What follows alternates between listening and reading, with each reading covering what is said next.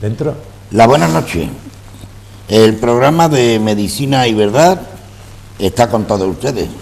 Y también está con nosotros el doctor Mariano Corso. Buenas noches. Buenas noches, don José, a usted y a todos los telespectadores.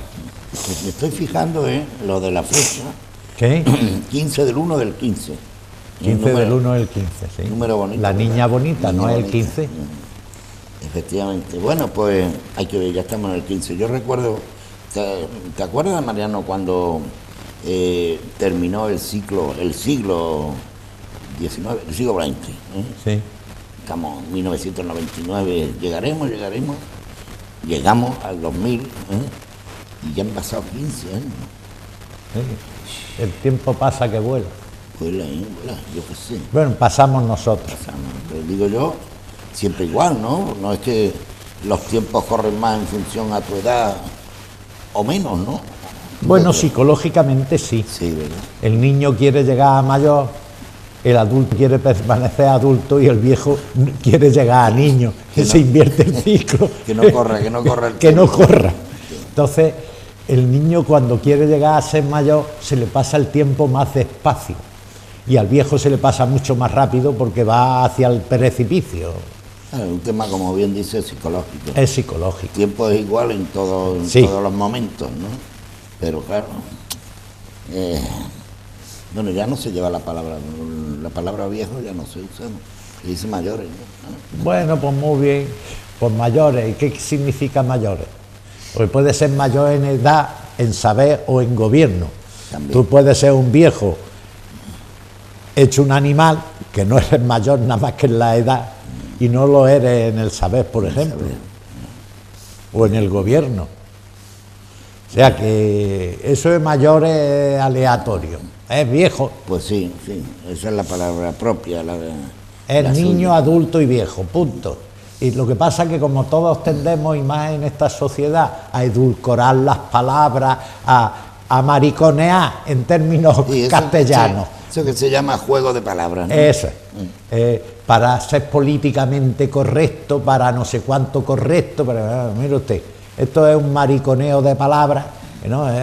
Pues- Niño, adulto y viejo, punto. Pues muchos personajes, entre comillas, ¿no?, han llegado a tener altura de poder gracias al pico de oro, como se llama, Sí, como sí. se dice vulgarmente. Sí. Pero después es humo todo, es paja, no vale. Bueno, esos son piquitos de oro que detrás lo que hay es morralla, ¿no? Pues eso ahí es donde quiero yo llegar. Sí, porque- sí, eso sí. Y- Bueno, y lo estás viendo ahora mismo con todo este carajal de los atentados yihadistas y tal, que si pitos, que si flautas, que si los musulmanes son muy buenos, que si son muy malos los yihadistas, que si esto, que si lo otro. Lo cierto y verdad es que hay países, por ejemplo Suiza, que lo tienen clarísimo. En Suiza no permiten las mezquitas, por ejemplo. Una votación popular. ¿Se hace mezquita, sí o no? No, punto. Y no pasa nada. No pasa nada. Usted quiere rezar, pone usted su alfombrilla y se tira usted en la calle y reza mirando a la Meca, que me parece muy bien. Ahora, oiga usted, son ustedes los que se tienen que integrar a nosotros, no nosotros a ustedes. ¿Tú te acuerdas que en el colegio de Huelva que un profesor habló de las excelencias del jamón y le puso una demanda un marroquí por hablar del jamón? Sí, me acuerdo de aquello. ¿Te acuerdas de aquello? Esto es normal. O sea, es que ya el cogérsela con papel de fumar, el no darle a las palabras su auténtico significado, el tontear con todo políticamente, esto pasa como los matrimonios homosexuales. Mire usted, eso no puede ser un matrimonio en su vida. Punto. Yo no tengo nada, a mí me da igual que sea gay, que no, ese será su problema. De ombligo para abajo es su problema. Es que- Pero matrimonio significa maternidad, de mater. Punto. Y viene- Usted podrá llamarle a esto uniones homosexuales, vale, pero no matrimonio. ¿Por qué le va a llamar matrimonio? Que tengan el mismo reconocimiento una unión de ese estilo, a que conyugal de ese estilo, a que tenga la misma que el matrimonio, me parece muy bien, pero no le llame usted a las cosas distintas. Es que yo, y mira que Todo como con las yo soy paridas. abierto, ¿no? Pero, sí, pero eso de dos tíos, dos hombres. mi ¿no? marido, Dos mujeres, y sale un Pepe. Yo es que no lo Mi entiendo. mujer, y sale una Antonia, todas, pero oiga usted, unión homosexual, me parece muy bien, que tenga las mismas capacidades legales que los matrimonios, pues me parece muy bien, pero oiga usted, si usted es blanco y si es negro, pero no le voy a decir género indeterminado de raza, déjese usted de historia. Yo creo que ir contra la propia naturaleza, ¿no? Claro, de las eso, cosas, sí, ¿no? bueno, pero Creo. que si tú tienes que reconocer que hay una serie de personas que tienen otros parámetros, otros sentimientos, y me parece muy Yo bien. lo respeto, yo no... No, eso eso no- no- en eso yo no me meto. Ahora, oiga usted, no le llame usted una cosa que no puede ser por ese nombre. Punto. El verde es verde, el azul es azul, el rojo es rojo. Y podrá usted ponerle matices, pero sigue siendo rojo o sigue siendo azul, aunque sea azul cobalto, azul cielo, azul, lo que sea de azul. Me parece muy bien. No deja de ser muy complejo, muy complicado. Pero no le ponga usted los matices, pero lo que es un matrimonio y en su definición está, y lo que es una unión es una unión. Vamos, si eso ha sido así toda la vida, no es aquí inventando historias. Sin embargo, sí, lo hemos hablado en muchos programas nosotros, ¿no? Nosotros aprendemos muchísimo de los animales, ¿no? Inclusive Sí. su forma de ser, de vivir, etcétera, etcétera. Y hay cosas que te sorprenden, ¿no? Se dice, y es verdad, que hay animales, muy poquitos, que son al mismo tiempo macho y hembra, ¿no? Sí, bueno, esos son los hermafroditas. Sí. Hermes y Afrodita unidos, es decir, macho-hembra. O sea, Y hay animales como los caballitos de mar que de pronto son machos, que de pronto son hembras, según las circunstancias, la temperatura del agua. Hay determinados peces, corales, que sirven de machos y hembras, plantas, hermafroditas, que ya... ¿cómo se come eso? Pues porque es la naturaleza, es que la naturaleza ha hecho así el tema. Por ejemplo, hay tortugas que cambian de sexo, pero va en circunstancias. Mira, hay por ahí un... Bueno, O sea, los animales evolucionan de por sí, sí, hay en por ahí, función a sus necesidades, ¿no? en sus necesidades. Hay por ahí un sitio que de una de las gargantas del Rif, que coge del Rif, no del Rif de Marruecos, de del Alemania. Rif, exacto. Esa zona de orangutanes, por ejemplo, ¿no? Y ahí, Aquí tenemos orangutanes. no, en el Rif, pues ya, perdón. en África. Bueno, la cuenca esa que llega hasta los lagos Victoria, pues hay unas zonas que son como de 200 metros de ancho y 100 y pico de profundidad, con una arboleda maravillosa, y allí viven orangutanes. Y el problema que tienen es que hay veces en que las generaciones, los orangutanes se suelen reproducir cada 3 a 5 años, tienen una cría. Y claro, como no salen de allí porque el resto es sabana y se los comen los leones, los leopardos y lo que sea, están allí, que allí no les ataca nadie y están en un árbol en un segundo. En Pero su hábitat, ¿no? el problema que ellos tienen es que si sale una generación de hembras y no hay machos, No se pueden reproducir. eso es. O al contrario, y como tardan 3 a 5 años en tener crías, Que no son conejeras, vamos. no, claro, pues tienen un problema. Tú imagínate que la naturaleza eso lo hubiera solventado, que los machos pudieran ser hembras y las hembras machos. Desaparecen. Claro, No, hubieran aparecido muchos más, Ya, porque ya. copularían Ya. entre ellos mismos. Es decir, serían machos hembras, pues eso lo ha solventado la naturaleza en determinadas tortugas, en determinadas especies, en determinados Pero no árboles. en el orangután, no, eso no ocurre. No, en el orangután no, pero que si eso ocurriera, Ya, no ya. tendrían problemas de consanguinidad. ¿No ves que ellos tienen, por ejemplo, en ese cañón, tienen a lo mejor 100 kilómetros de sabana a un lado y 100 a otro? No pueden ir andando a otro sitio a buscar orangutanes. Ya. Y entonces es siempre su misma sangre. ¿Me comprendes? No renuevan. No renuevan sangre y hay que renovar sangre. ¿Ven? Eso le hubiera venido bien ser hermafrodita en un momento determinado. Como las tortugas, hay tortugas que sirven de macho-hembra, por ejemplo, y hay ciertos pescados y los caballitos de mar. Y hay una serie animales y plantas que son hermafroditas, que en el fondo lo único que quiere decir Hermes, que es el varón de los griegos, y Afrodita la mujer, o sea, hermafroditas, macho y hembra al mismo tiempo. Muy bien, qué grande es la Eso naturaleza. se da lo mismo la partenogénesis. Partenos es mujer y génesis origen, ¿no? En griego. Pues partenogénesis, generación por doncellas, no hay macho, solo hembra. Qué grande es la naturaleza. Sí, Madre todo mía. eso la naturaleza lo hace. Bien. Bueno, Mariano, vamos a comenzar. Ah, bueno, es que hay un tema muy actual que es la hepatitis C, que esto es, es el cachondeo de la barca, que yo lo digo. Esto es de risa. Pasado Ahora mismo sábado, los tienes encerrados, los tienes... hubo una manifestación, Sí, dicen, sí. la más numerosa, dado que el tema de la hepatitis C. Sí. pues, En España hay 800.000 tíos con hepatitis, vamos, hombres y mujeres, 800.000 personas con hepatitis C. ¿Qué ocurre con la hepatitis C? Hablo de hepatitis C, no hablo ni de la B, ni de la D, ni de la A. Hepatitis C. que es la más complicada, ¿no? La más complicada porque en España, bueno, hay que empezar diciendo, la hepatitis C tiene 6 genotipos y 70 o más subtipos. Está, me parece, descubierto 70 y están ahora estudiando si hay 71 o 72.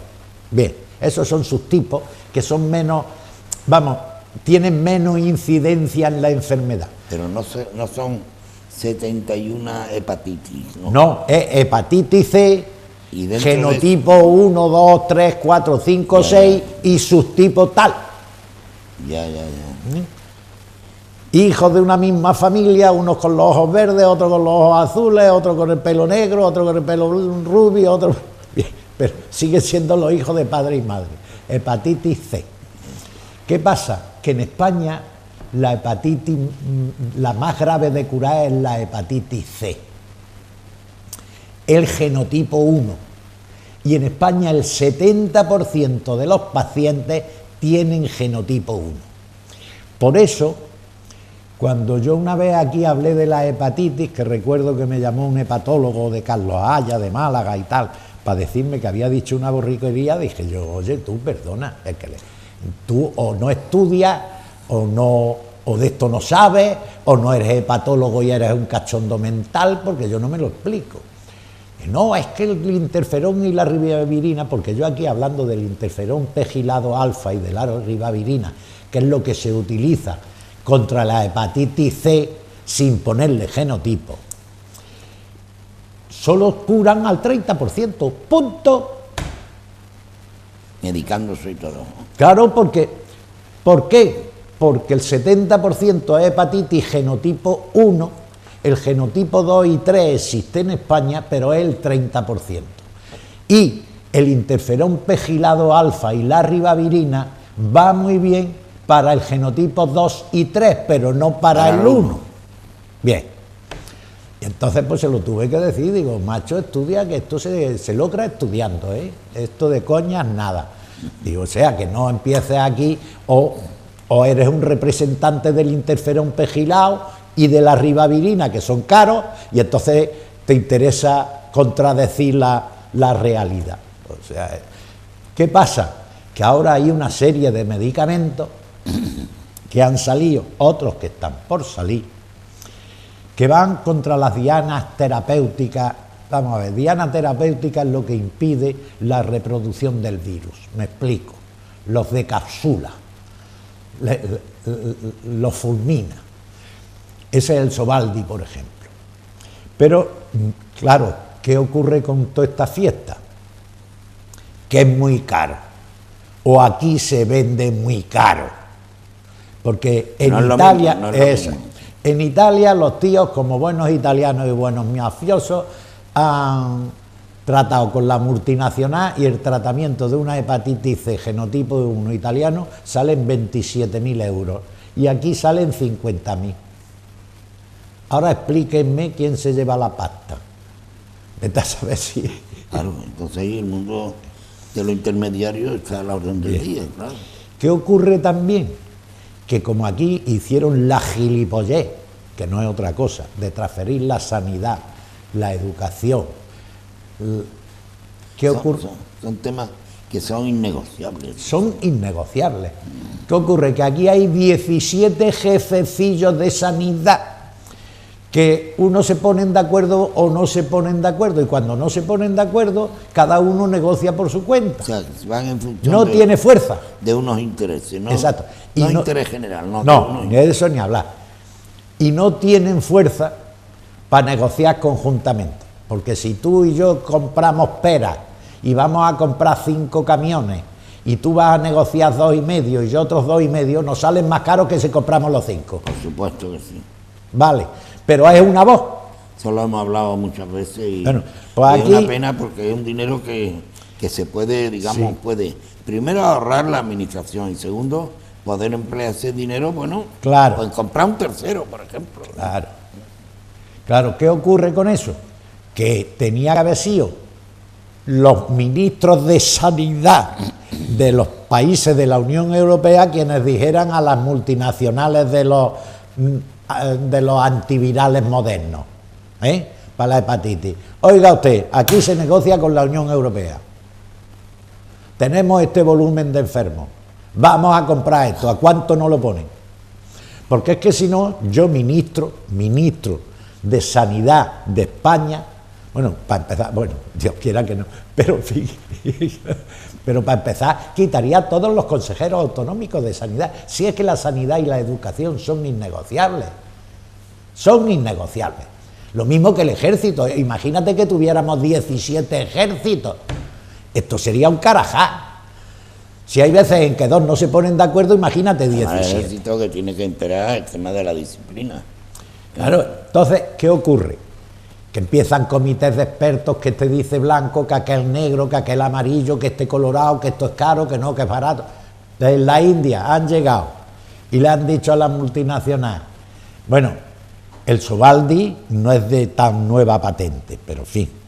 Y le han dicho: maestro, tranquilo, usted tenga usted una cosa en cuenta. Nosotros los vamos a hacer y nos sale el tratamiento de la hepatitis Ahí. por 900 euros, Ya ves. no por 50.000. Eso te iba a decir. Sí. Esos precios astronómicos no es porque cueste el producto. ¿Qué es va? Porque lo Que ponen no. así, porque los resultados son buenos, ¿no? Claro. Y al ser bueno. No, el resultado es atrae magnífico, porque cura la hepatitis C. ¿Qué pasa? La hepatitis C genotipo 1, cuidado, que es el difícil de curar. Eso lo cura el Sovaldi. Y el Sovaldi lo que tiene es, ¿cómo lo explicaría yo para que la gente normal me entienda? Porque ya si no me entienden los hepatólogos a veces, imagínate. Vamos a ver. Las familias médicas de medicamentos que utilizan dianas terapéuticas para cargarse a las envolturas virales son los inhibidores de la proteasa, los inhibidores de la proteína NLS5A y los inhibidores de la polimerasa. Bien, eso está por separado cada uno como antiviral y están también unidos.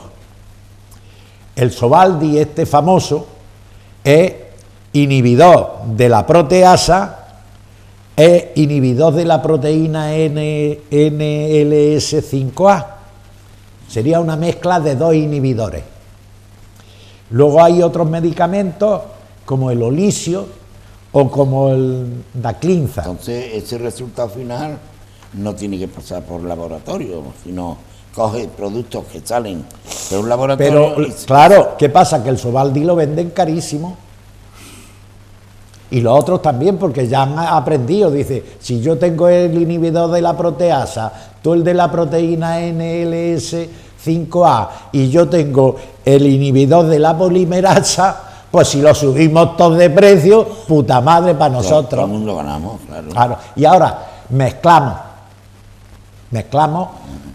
¿Por qué? Porque uno solo realmente no vale. Y esos son tratamientos de 12 semanas, o sea, 3 meses, que salen en 50.000 euros. Y si vas privado, pagando 70.000. En España, 27.000 en Italia. ¿Y esto qué provoca? ¿Tú te acuerdas que no hace mucho apareció en el telediario una red de farmacéuticos y de no sé qué que vendía? Sí, que llegó la Guardia Civil y arrancó con todo. ¿Por qué? Por eso mismo.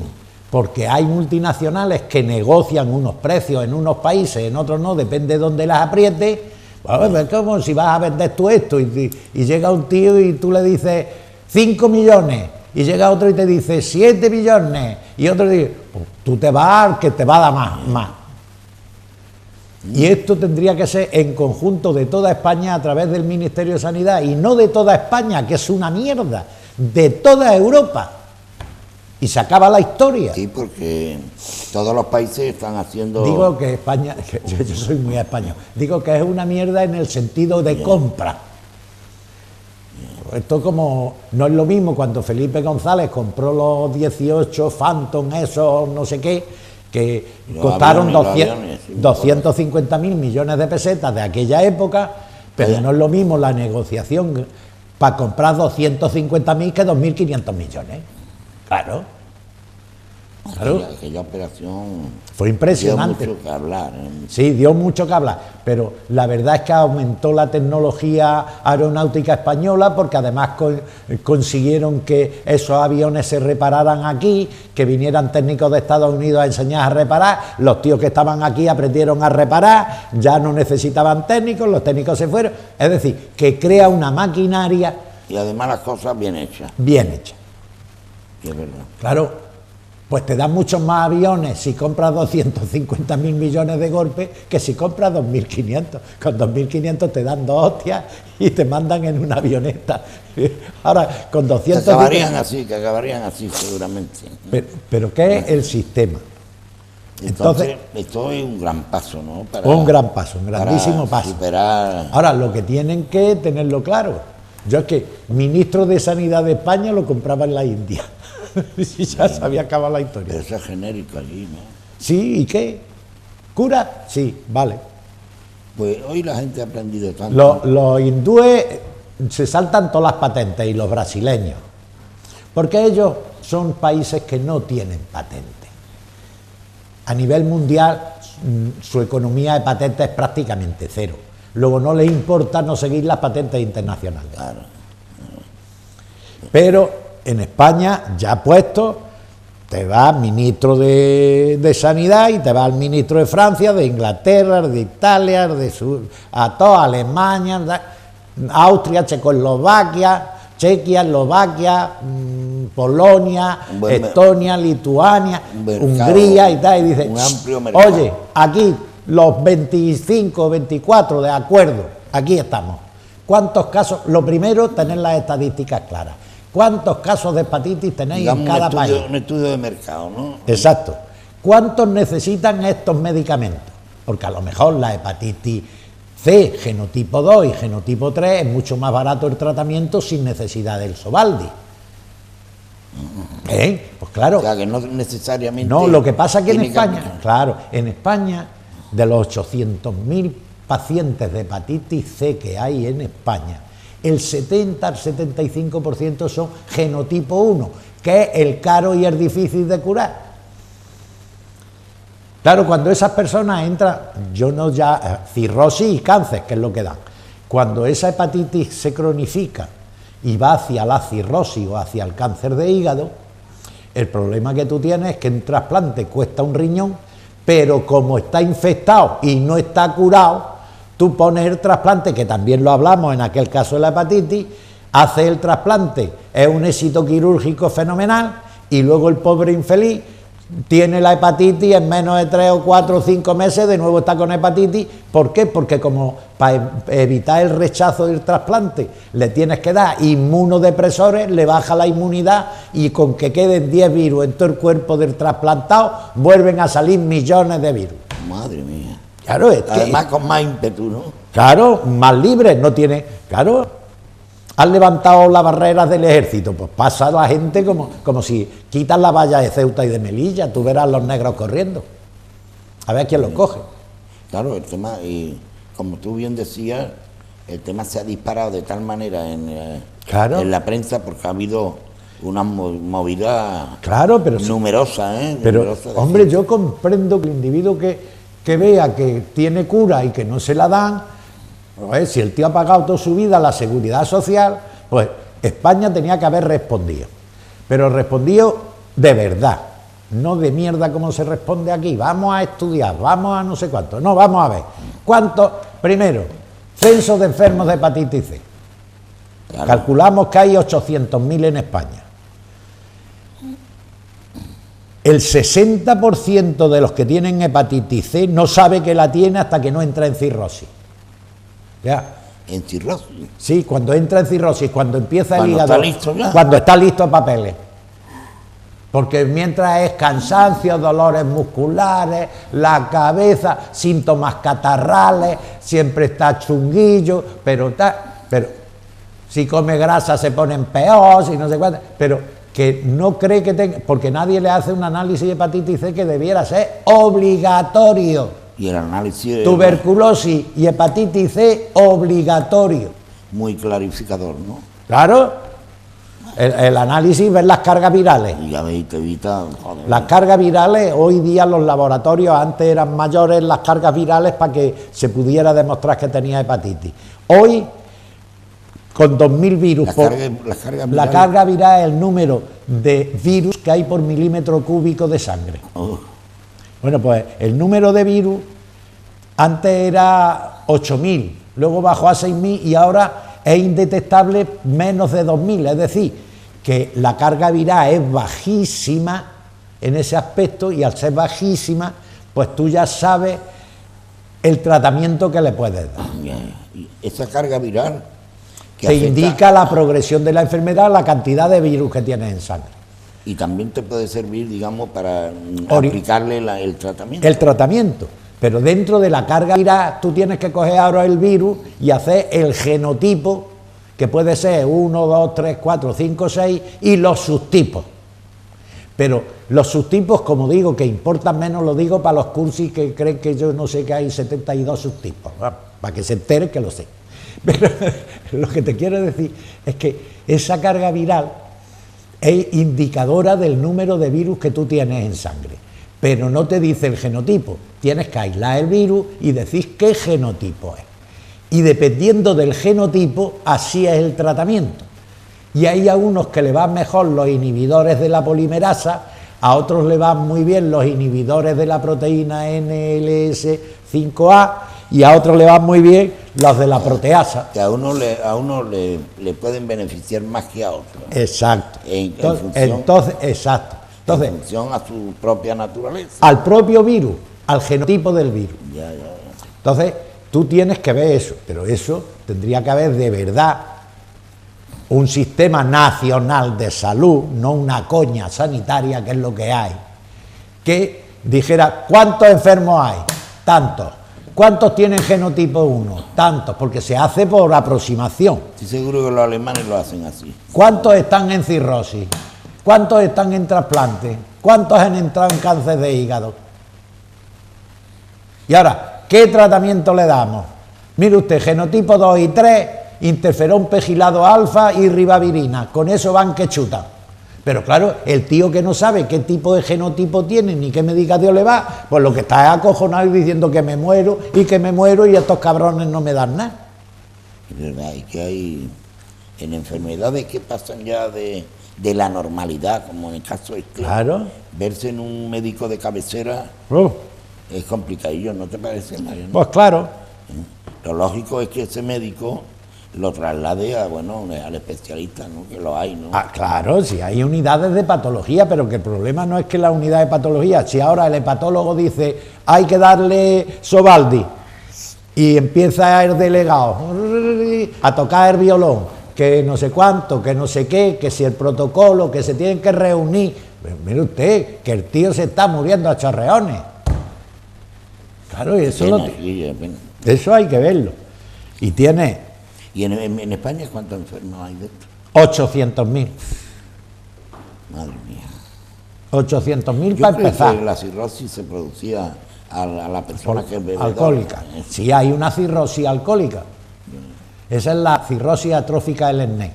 Pero la cirrosis por virus son las cirrosis hipertróficas, los hígados grasos que van hacia la cirrosis, que están provocados por virus. Que antes las mujeres, cuando le daba una cirrosis, decía, esa es una borracha de Arcoba, esa por las mañanas cuando se va el marido se pega 3 lingotazos de anís mono que se vuelve loca, y no la pobre tenía una hepatitis. Hay mujeres que se vuelven locas por ese tema de la bebida. No, pero que de todas maneras, que es así, es decir, que muchas veces se confundía. ¿Qué ocurre? Que luego, como de esos 800.000, hay del orden del 60% que no sabe que tiene hepatitis. Por eso digo yo, análisis de hepatitis. O sea, esa enfermedad, personas que no quieren Es que informar. esa enfermedad te da unos síntomas muy inespecíficos. Y entonces, como es un medio catarro, uno no encontrarte bien, el tío que dice, joder, es que flojo es, más flojo que un nudo de guita. Y es que lo que está hecho bicarbonato por el virus. Pero si tú no le sacas la sangre y ves que tiene virus de la hepatitis, pues no lo sabes.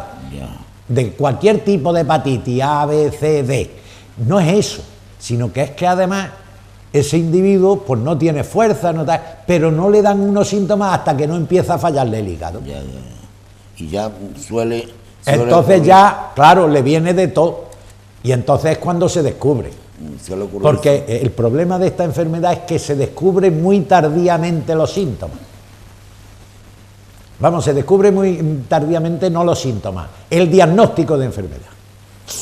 Bueno, pues habría que tener un censo de hepatitis y de los genotipos de cada individuo, que el tío, lo mismo que los grupos sanguíneos, que tendría que venir en el carnet de identidad, que tú sacaras tu carnet y dijeras A positivo, vale, 0 negativo, vale, esto, lo que fuera. Y de esa manera, en un momento, en un accidente, en lo que sea, tirándote del carnet, ya sabrían del carnet de conducido, el carnet de identidad, el grupo y el RH que tiene. Coño, más fácil que eso no hay nada.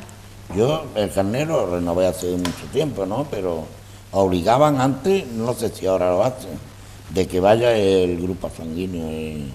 Pues eso, en lo el mismo, carnet. a los de hepatitis le podían dar el carnet, decir hepatitis C, A, B, C, D, genotipo tal. Sí, un accidente, el médico que lo atienda se da igual. Entre otras cosas porque ese tío se contamina, entre otras cosas, por la sangre, las secreciones y vía sexual y pinchazo de los drogatas, que fue el principio teórico. Oiga usted, que esto se contagia de esta manera, que a lo mejor coges al tío que está sangrando, tienes tú una heridilla, le coges la herida para taponársela o lo que sea sin guantes y has trincado una hepatitis C. Ya te estás pringando, vamos. Vamos, que está infectado de hepatitis. Como la Teresa, ¿no? La Teresa que llegó a tocar el tema de ébola. No sé si llegó a tocar, lo que pasa es que no dijo la verdad, con lo cuyo se ha ido un mito. Y claro, la médico hizo muy bien. Oiga usted, que usted me ha dicho esto, ahora mismo le meto yo una demanda judicial. Si usted no me ha dicho, porque además ella al principio le dijo que no lo había dicho, luego aconsejada por su abogado, por quien fuera, dijo que se lo había dicho. Ha dado versiones distintas. Exacto. Pero claro, Claro, eso confunde. claro, y la médico dijo, oiga usted, primero que soy una profesional y segundo que usted no me dijo que había estado en contacto con gente del ébola, con los 2 curas que se habían muerto. No, Si no, la primera que sale corriendo para el Carlos III soy yo. No me vaya usted a haber pegado la... Efectivamente. Claro. Yo la vi haciendo estas declaraciones y se veía que sabía lo que decía. Sí, que la Y chica... lo decía con una contundencia. Claro, por eso, aunque el delegado de Sanidad de Madrid, que era un magnífico médico y un tío que no necesitaba ser delegado para comer, ni mucho menos, pues dijo que para él sospechaba que le había mentido a la médico. Dijo, y yo de mi propia cosecha añado que sospecho que esta mujer no le ha dicho la verdad a la médico de que había estado en contacto. Porque si no, la médico hubiera perdido las bragas corriendo camino del Carlos Sí, III. Porque Claro, a ti te da, primero, una enfermedad que es desconocida en España. Segundo, no solo desconocida, no sabes ni cómo se contagia muchas veces. Y tú estás dice, bueno, si se contagia por vía aérea y yo la tengo de aquí a ahí en la mesa contándome sus penas y yo la oculto y yo la miro y yo le parpo la frente y veo si tiene fiebre, si no tiene... Joder, y oiga usted que me la ha podido usted pegar a mí. Pues sí. Qué bien. Porque tú sabes que en semen, por ejemplo, el virus del ébola se conserva un chorro de meses. En semen. O sea, el virus no... Que no está... El virus es un ser vivo, ¿no? Sí, sí, un virus, está claro que es Puede un ser vivo. nacer y morir. De ADN o de ARN, pero vivo. ¿Qué digo yo? Nacer y morir, ¿no? Claro, pero si se te pega a ti, pues vive en ti. O sea que a la pobre médico, y decía ella, ¿cómo voy a ser yo tan imbécil, siendo médico, que me diga que ha estado en contacto con los del ébola, y yo me voy a quedar tan tranquila como diciendo no pasa nada? Pero si la he estado tocando, le he estado viendo la fiebre, le he cogido el pulso, le he tomado una historia clínica, esta tía, ¿cómo me va a decir que está? Pues sí. Muy bien, bueno. Bueno, y ni te cuento con la pobre que se fue a la peluquería, que la ha arruinado la peluquería, y no entra ni Dios. Allí hizo, digamos, vida común con mucha gente, se besarían, se tocarían, etcétera, etcétera.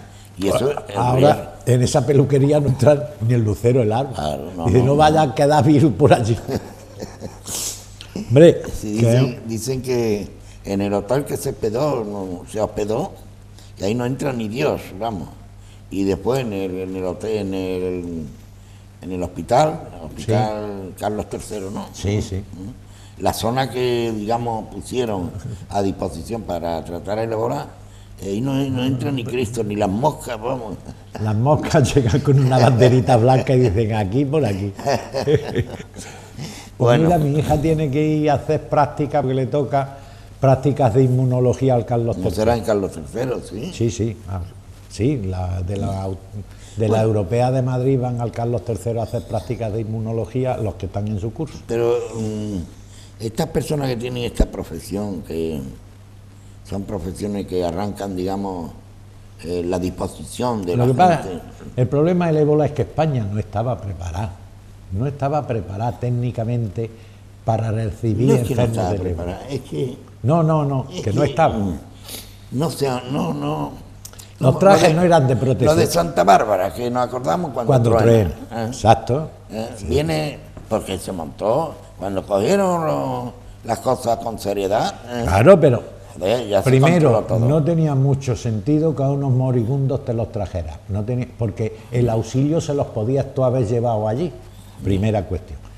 Y segunda, que no había ningún tratamiento eficaz contra el ébola en esos momentos. Y que solo existían los sueros de los que habían resistido el ébola, pero esos tíos le habían chupado la sangre todo Dios. Que es lo que le aplicaron a esta mujer, ¿no? Sí, pero esos tíos estaban ya sanguinados, así, todo el mundo sacándole sangre para coger plasma, los tíos estaban medio muertos de chuparle sangre. Pero la que aportó muchísimo fue una enfermera de color, ¿no? Sí, dicen que enfermera monja. O enfermera monja, ¿no? Que sí, aportó una hermana mucho. de esas, claro, porque tenía suero, porque ella había superado el ébola de forma normal. Suero no deja de ser sangre, ¿no? Suero se trae de la sangre, sí, el plasma, donde están diluidos las células y donde van los anticuerpos. Un suero no es sangre propia, ¿no? No, sangre propia son hematíes, leucocitos y plaquetas para empezar, y suero. ¿El suero de dónde se saca? De la sangre, coño, tu centrifuga es como el queso, se saca de la leche, sí. ¿Te crees que yo voy a saber cómo se hace? Ni yo, ni la gran mayoría de la ciudadanía sabe. Hombre, entre otras cosas, tú vas al médico, que sea, ¿no? Y son muy poco explicativos, ¿eh? pero muy poco, ¿eh? Yo siempre digo lo mismo, el que no explica es porque no sabe. Pues también... No, y muchos porque no saben. Mira, si tú haces una comida extraordinaria y la gente te aplaude y dice que está magnífica y te piden la receta, se la dice. Sí. Vale, ya hemos terminado de hablar. Ahora, si a mí me ha salido por casualidad, me callo como una zorra, porque no sé cómo empezar el tipo de receta. porque no sabe explicarlo. Exacto. Que ha salido de casualidad. Eso. Ahí es donde andamos. Eso me pasó a mí, ¿sabes con qué? Guisando una fabada asturiana. Sí. Vino unos amigos, y me acuerdo de digo, entonces que yo presumía yo no había hecho eso en mi vida. Una fabada en tu vida. Y bueno, y empecé a hacer la fabada y tal y cual. Mira, salió la fabada. Exquisita. Yo me decía para mí mismo, digo, madre mía, Dios mío. yo vuelvo a hacer esto y esto no me sale. Sale a mí en la vida. Y entonces nos sentamos allá a comer y tal. Sí, todo el mundo está con... Oye, Pepe, tú has ¿Y qué la has echado? ¿Qué no la has echado? Y yo no sabía ni lo que decir, de verdad. ¿Por qué? Porque no sabía. Porque es un arte, hacer la cocina es un arte. Vamos. Yo de los médicos más humildes que he encontrado, explicándolo todo, era premio Nobel de Medicina. No era un chalao. Y daba gusto hablar con él. Hablando del tema del premio Nobel, ayer en una película muy buena sobre el tema del SIDA, cuando empieza el SIDA en Estados Unidos, Sí. hubo un gay, Sí. luchador 100% para que la sociedad y las instituciones pues aportaran para poder ayudarla. Entonces aparece en Francia, aparece un producto Sí. para combatir el SIDA. Sí, por eso se fue el actor americano a París. ¿Y qué ocurre? Echaba en una intervención que tiene en radio y televisión este hombre, viene a decir, ¿por qué no nos unimos a los franceses para entre todos solucionar este problema? Y dice, ya lo sé por qué, porque queremos arrancar nosotros el premio Nobel, no Francia. Y fíjate tú hasta dónde llega la ambición humana. Claro, es que no hay nadie que se haya llevado tantos Nobel como los americanos, ¿no? No, pero si tú lo examinas, a la hora de la verdad, la mayoría no son ni norteamericanos. No. Tú miras la historia de cada uno y... Y esto es pasta. Ya. Pasta. Sí, pero... Y ahora te coge una multinacional de estas que te paga millones por funcionar bien, te da todo lo que quieres y te abre todas las líneas de investigación y claro, estás como el Marqués de la Bardavia, estás en tu salsa. Porque un investigador ni es caro ni es nada, depende de lo que investigue, pero que no son gente juerguita, ni son locos, ni son tiradores de dinero, ni borrachines, ni nada. Son gente más sencilla e imposible. Imposible. Entonces, ese individuo lo que quiere es tener los medios necesarios para seguir su investigación. Lo demás le importa un carajo. Y en Estados Unidos se da esa circunstancia. Te dan todos los dineros que quieras para eso, si eres bueno. Y si eres bueno, pues vienen y te fichan.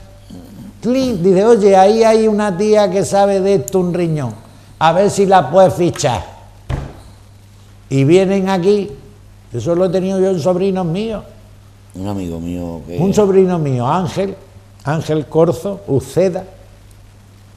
Ese chiquillo era un prodigio de estudio, y estuvo en Norteamérica, hizo el bachillerato y pidió lo primero ser ingeniero de NASA. Bien. Saca el número 1 de notas de extranjeros haciendo cursos en Estados Unidos, el número 1, porque además allí le dan al ordenador y sale. Y leen las preferencias, ingeniero aeronáutico de NASA. A los 2 días de haber escrito eso, en sus preferencias, tenía a 2 técnicos de la NASA buscándolo para contratarlo. Sí. Le pagaban la carrera y él tenía que firmar un contrato de que tenía que trabajar con su sueldazo durante 10 años para la NASA. Punto. Bien pagado, pero... Para empezar le pagaban hasta la carrera. Sí, pero de ahí no se podía mover. Bueno, pero joder. Pero está haciendo lo que es su vida. Está en su salsa. Y, hombre, este era rico por parte de padre y madre, pero si hubiera sido pobre y hubiera sido un becado, pues coño, que le costé en la carrera de ingeniero aeronáutico y que le den ya un empleo antes de terminar la carrera, para 10 años seguidos estás trabajando con la NASA con un sueldazo, pues ya ves tú, pues la gente se va. Eso pasa como en los toros, ¿no? Cualquier torero figura, ¿no? Que triunfa en Albacete, por ejemplo. Bien, pero ese mismo torero con esos mismos toros lo hace en Sevilla, lo hace en Madrid. En las ventas, pues ya me contará, o en la maestranza, pues claro, su triunfo es mucho más. Y sobre todo, mira, no hace mucho salió una noticia de que se había logrado recuperar a un parapléjico con bulbo olfatorio, que la comenté Sí. yo aquí, que lo había hecho un inglés, de un chaval polaco o checoslovaco, Sí, que habían ido a Polonia, que allí... Bueno, esa investigación primigenia es de una española. Es de una española. Que lo comienza, lo trabaja, lo suda. Sí. Y después...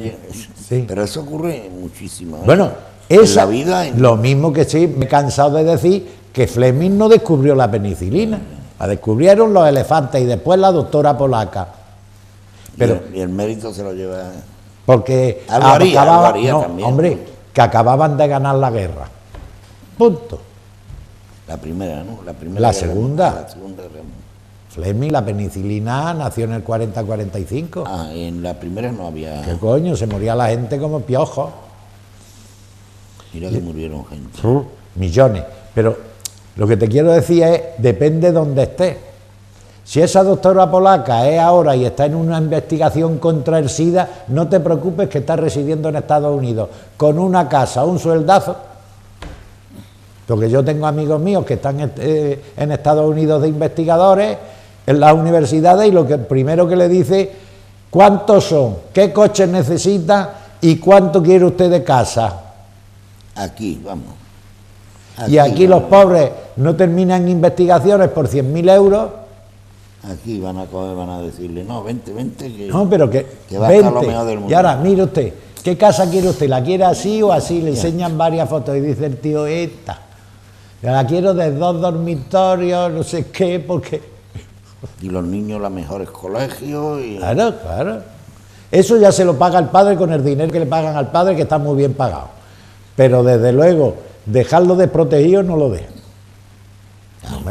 Y además le hacen su seguro de vida y su seguro de casa por si se incendia, su seguro... Todo eso lo paga la universidad. No se lo pagan ellos. La universidad. Sí. Allí funciona muy distinto aquí, ¿eh? Bueno, pero por lo mismo que llega, que estamos hablando de hepatitis, llega a una empresa a trabajar y lo primero que te hacen es un análisis, vamos, un examen físico acojonante y luego SIDA y hepatitis, si no, ni pasas por la puerta, aunque sea un genio. Entonces cuando... Porque dicen, si este tío va a estar malo cada 2 por 3 por la hepatitis o por el SIDA, vamos, ya vamos todos de culo. Ni pasa, aunque sea un genio. Bien, bien. Qué bien. Bueno, vamos a hablar ahora el tema del antibiótico. Yo recuerdo que mucha gente dice, es que ya por aunque le ponga antibióticos Sí, ya, eso ya. no se soluciona. Bueno, para empezar, cada día hay más resistencia a los antibióticos, cada día más. ¿Eso qué hace? Que cada vez los antibióticos valgan para menos. ¿Qué ocurre? Que como los gérmenes se han acostumbrado a los antibióticos, se han acostumbrado a combatirlos, como la guerra de los 6 días de los israelíes. El Yom Kippur llegaron hasta la entrada del Cairo y en la siguiente guerra fueron los egipcios los que los echaron para allá. Dice, ¿por qué? Porque aprendieron de sus errores. Sí. Entonces, los gérmenes les pasa igual. Los que aguantan el chaparrón ya aprenden a defenderse. Contra más antibióticos le des y más chaparrones aguantan, más resisten a los antibióticos, mejor se defienden. Hasta que llega uno que dice, aquí el chulo soy yo, porque soy multiresistente. ¿Qué es un multiresistente? Que el antibiótico que utilices que da igual, que no te curan los antibióticos. Por ejemplo, en los estafilococos, que aprenden enseguida los jodidos como los perros chicos, eso aprende rápido, y el bacilo de la tuberculosis, que también aprende rápido. ¿Qué ha ocurrido? Que esas cepas multiresistentes, lo mismo que los hongos, en hospitales y eso, son tremendas, porque causan un número de infecciones y muertes grandísimo, y en las poblaciones también.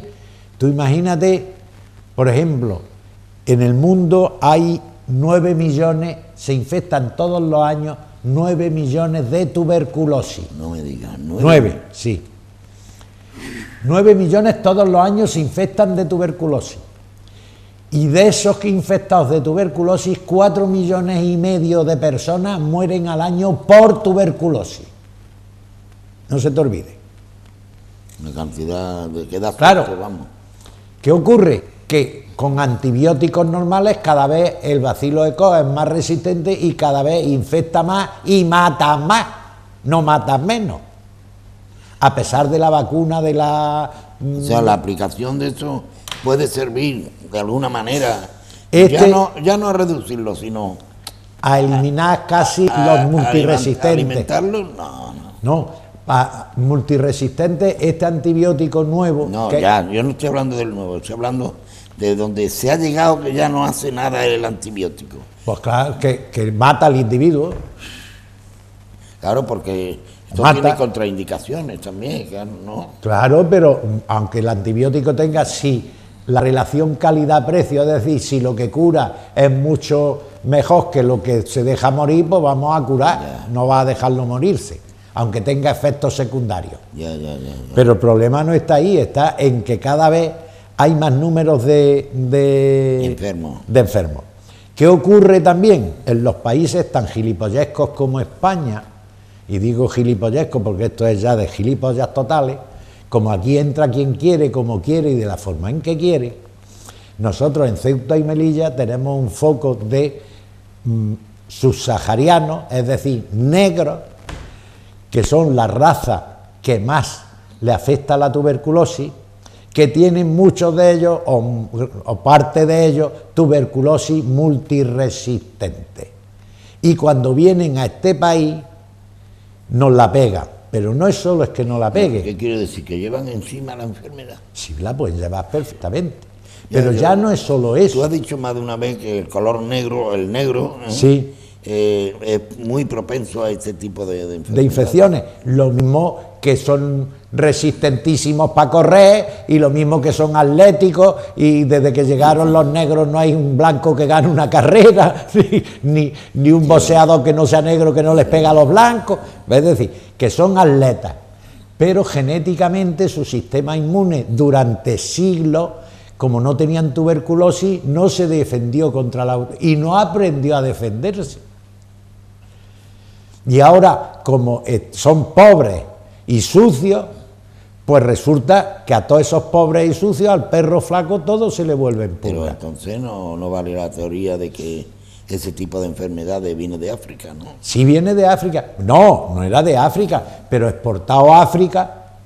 El problema que ha dado es que al haber razas no resistentes, le es mucho más fácil expandirse la enfermedad. O sea, como son pobres, pobres quiere decir, están mal alimentados, viven hacinados, se lavan poco, etcétera, etcétera, pues cada vez, y viven todos en una covacha, 20, y duermen, todo el mundo está respirando miasma. Pero, Mariano, ha ocurrido en África lo que ocurrió en América, donde las enfermedades de Europa las trasladamos allí, claro, o las trasladan los que fueron allí. Dice, ustedes, digo, yo no me moví de España. No, los que pero fueron. que claro. No, es broma, pero digo yo, las enfermedades de las enfermedades euroasiáticas, porque esto Europa es una entelequia, esto es un continente que es Eurasia, si quieres, porque está todo pegado. Y es verdad. Bien, bueno, pues entre los orientales y nosotros, la sífilis, la tuberculosis, la peste bubónica, tal. Bien, bueno, pues ¿qué pasa? Que en islas, por ejemplo, tropicales, o en las islas del Pacífico, al lado de Australia, allí, por ejemplo, la viruela no había existido jamás, ese virus. ¿Cómo se cargaban los ingleses a los nativos? Cogían a un tío con viruela y lo soltaban allí. Volvían a los 6 meses y no quedaba ni uno de la tribu. Se habían muerto todos.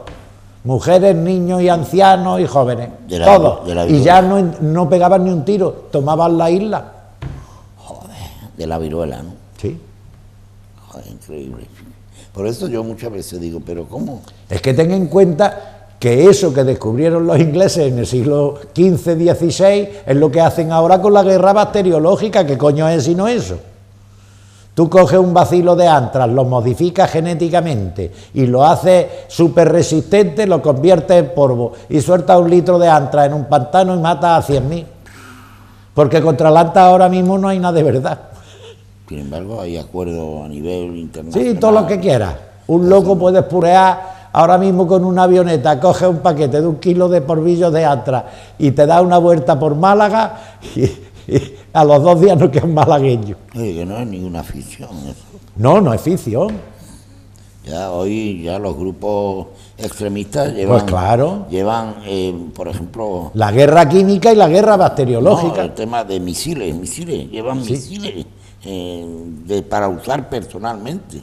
Sí. Un misil. O sea Sí, que, sí, sí, claro. hombre, no es de la potencia de un barco tal y No, cual, no, pero que no, que pero te tiran cuidado. un misil cargado de antra, explota a 500 metros porque lo tengan programado 500 metros, hace así, extiende el antra. Lo único que tienes que tener bien claro es para dónde va la corriente de aire, porque si viene para ti lo coges tú también. Pero por Claro, los demás. bien. Claro, o sea, eso es una guerra bacteriológica. A ellos no sabían que eran bacterias y virus, pero era una guerra bacteriológica. Sabían que como un maorí estuviera en contacto con un tío la viruela, parmaba como un ratón, y toda su casta.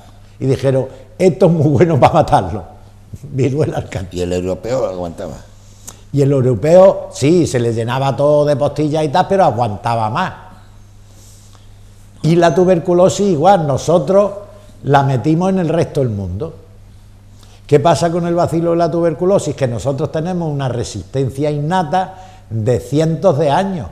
Los que estaban en África tenían cero resistencia. Digamos, estábamos hechos a eso. Claro, y los de África cero resistencia. Entonces se infectan mucho, de esos millones que se infectan, algunos sobreviven y los que sobreviven dándole antibióticos se van haciendo resistentes a los antibióticos. Claro, como estamos hablando de 9 millones de nuevas infecciones de tuberculosis por año, quiere decir que esos 9 millones, con que haya un 5% con tuberculosis multiresistente, ya lo tienes claro. Pues sí.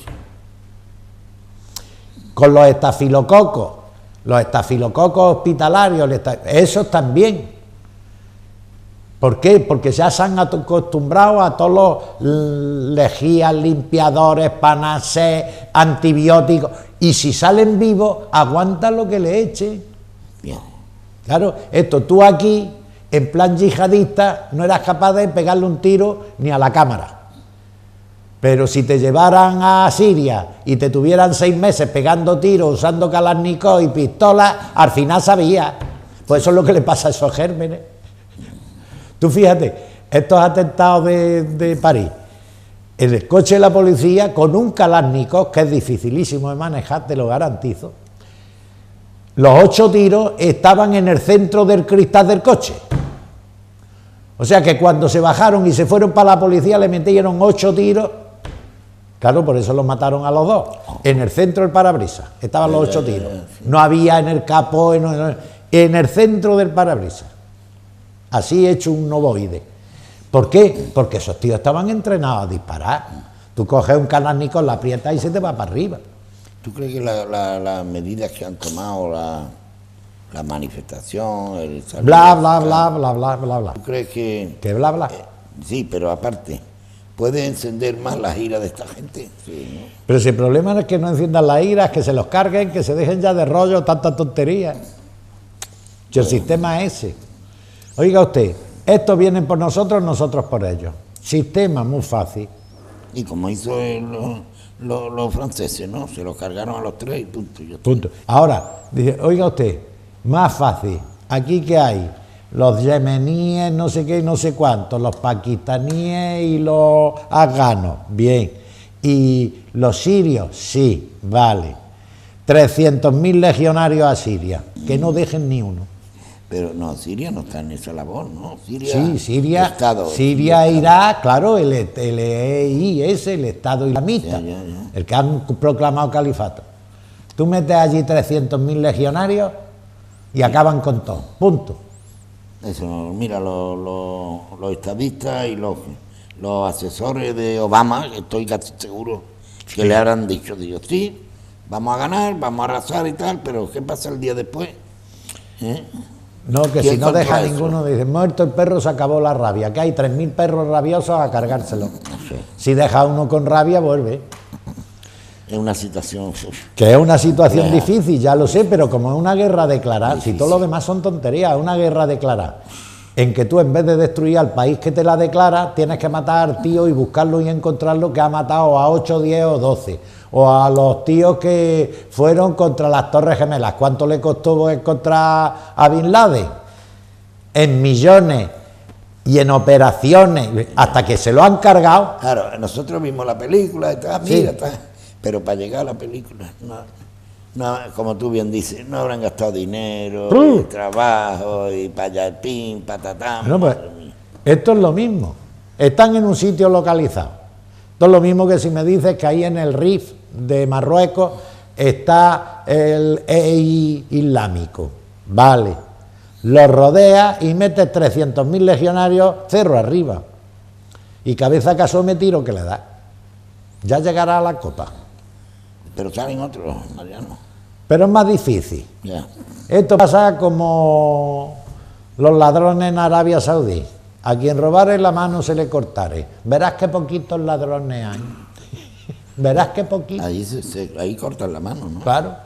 Sí. Y se lo Que te cortan la mano, punto. A quien robare la mano se le cortare.